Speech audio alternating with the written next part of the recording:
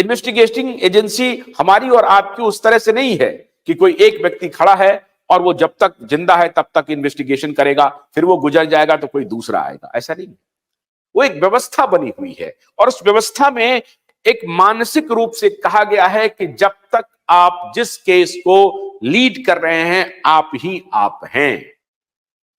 लेकिन जब तक मैं जिस केस को लीड कर रहा हूं मैं ही कर रहा हूं, ये मेरे अंदर ये भाव कब तक रह सकता है, ये इस पर निर्भर करता है कि अगर मैं किसी केस को लीड कर रहा हूं तो मेरी ही ये रिस्पॉन्सिबिलिटी है कि मैं इसे लॉजिकल कंक्लूजन तक पहुंचा दूं। ये मेरे मन में बात तो रहती है, लेकिन कल अगर मेरे ही मन में ये बात रहे कि 2 दिन बाद में रिटायर कर जाऊंगा, मेरा इस केस से क्या लेना देना, या कहीं मैं और चला जाऊंगा, मेरा इस केस से क्या लेना देना, तो चलो जैसे भी ये 2 दिन का समय काट लो।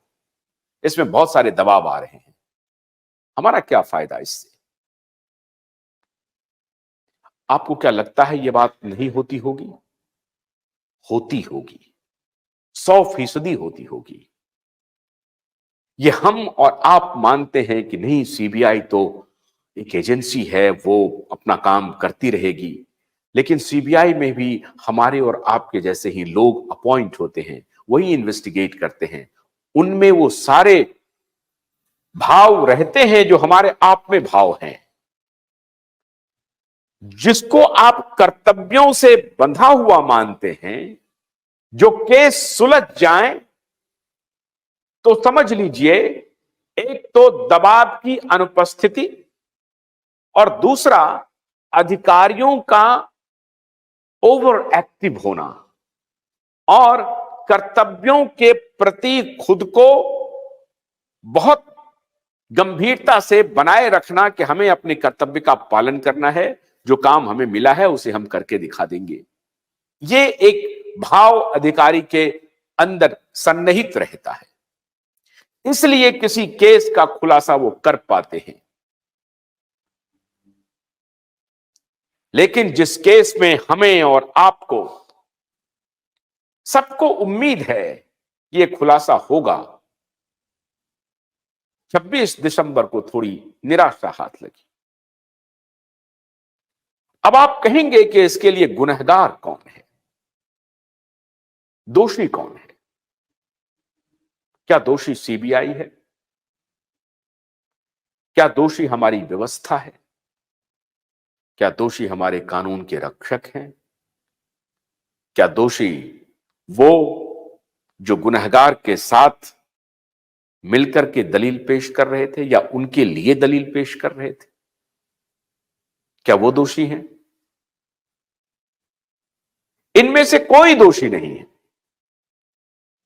इनमें से कोई दोषी नहीं है, लेकिन कहें तो इनमें से सभी दोषी हैं। दोष कैसे होगा? सीबीआई को चाहिए था कि 3 साल में रिया चक्रवर्ती की पूछताछ एक दफा नहीं कई दफा हो जानी चाहिए थी, नहीं हुई। क्यों नहीं हुई?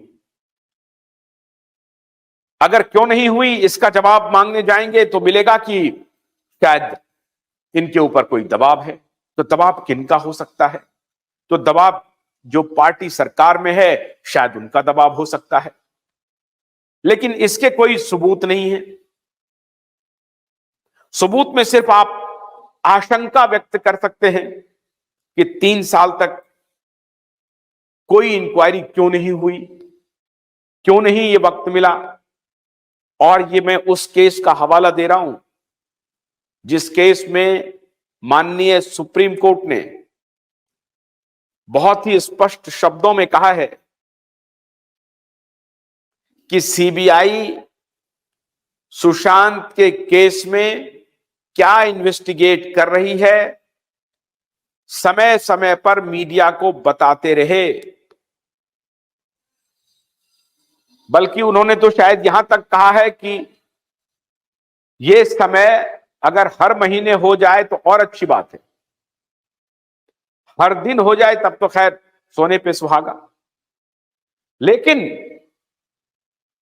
माननीय सुप्रीम कोर्ट की यह हिदायत थी सीबीआई को कि इस केस में आप जो कुछ भी जांच कर रहे हैं उस जांच की दशा और दिशा दोनों इस देश के आम नागरिकों को बताइए, और इसलिए आप इसमें मीडिया का सहारा लीजिए, मीडिया को ब्रीफ कीजिए, ताकि मीडिया के माध्यम से इस देश का जनमानस जान पाए कि सुशांत के मामले में आपकी जांच कहां बढ़ी है, किस हद तक बढ़ी है, किस किस को आपने ग्रिल किया है, किससे आपने पूछताछ की है, क्यों की है, काहे की है, ये सब आप जनता को बताएंगे।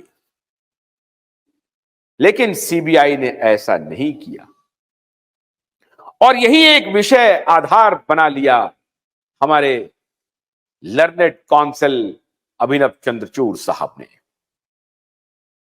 यह बहुत ही पर्टिनेंट आधार है।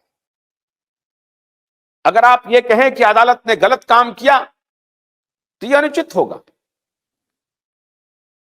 अदालत पर अगर आप टिप्पणी करें तो पूरी तरह से उचित नहीं होगा, लेकिन संपूर्ण अनुचित भी नहीं होगा।